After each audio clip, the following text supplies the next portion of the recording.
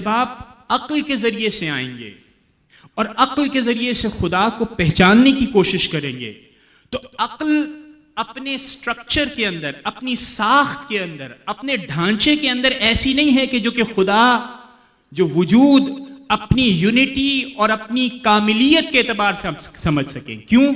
اس لیے کہ یہ جو دوست ہمارے فلسفے والے یہاں پہ بیٹھے ہوئے ہیں وہ جانتے ہیں کہ عقل کے اندر جب بھی عقل سے آپ چیزوں کو جاننے کی کوشش کرتے ہیں تو ہمیشہ آپ چیزوں کو توڑتے ہیں، تجزیہ کرتے ہیں۔ جب تجزیہ کرتے ہیں تو عقل کی اپنی حقیقت یہ ہے کہ وہ تجزیہ کیا بغیر حقیقت کو جان ہی نہیں سکتی۔ تو جب وہ عقل آپ اس حقیقت کو جو کہ اپنے اندر ایک یونٹی رکھتا ہے، اپنے اندر وہ واحد اور احد ہے، تو یہ اسے توڑ دے گا۔ لہٰذا نتیجہ کیا نکلے گا؟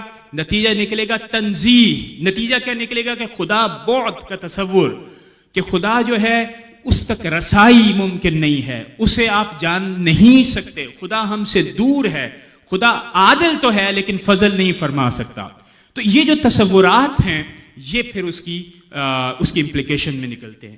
تو حضرت محی الدین ابن عربی فرماتے ہیں کہ چونکہ عقل کے اندر یہ معاملہ ہے لہٰذا منہج درست نہیں ہے۔ دوستو منہج کو درست کرو۔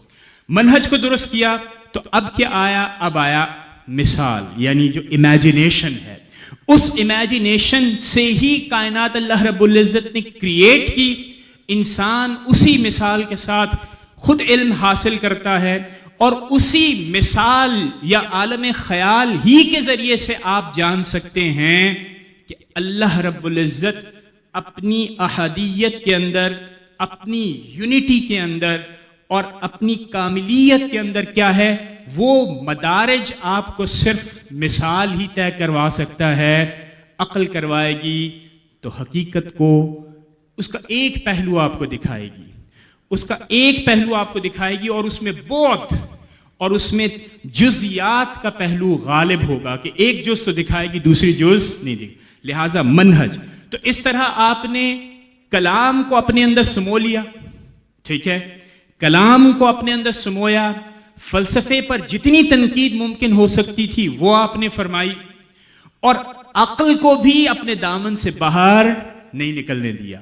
تو اس لیے حضرت محی الدین ابن عربی شیخ اکبر ہیں، کیونکہ انہوں نے ان دو متضاد دھاروں میں جو تین ٹریڈیشنز آ رہے تھے انہیں ان میں ایک مطابقت پیدا فرمائی۔ یہی آپ کا کمال ہے۔ اس کے بعد ایک اور تصور